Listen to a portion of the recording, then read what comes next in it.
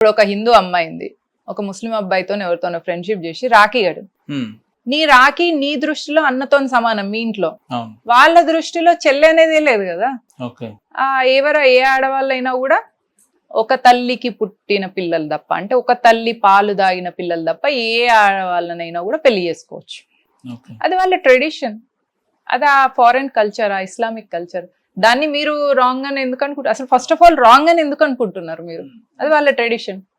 ఇప్పుడు ముస్లిం బుర్కా వేసుకున్నది ఒక అమ్మాయి, మీరు రాంగ్ అనుకుంటారా? వాళ్ళ ట్రెడిషన్ అంతే, ఇది కూడా అంతే. ఏ అమ్మాయినైనా వాళ్ళ అన్న, అందుకే వాళ్ళు భయ్యా కబ్ సయ్యా బన్ గయా పతాయి నే చలా. సయ్యా అంటే భర్త, భయ్యా అంటే అన్న.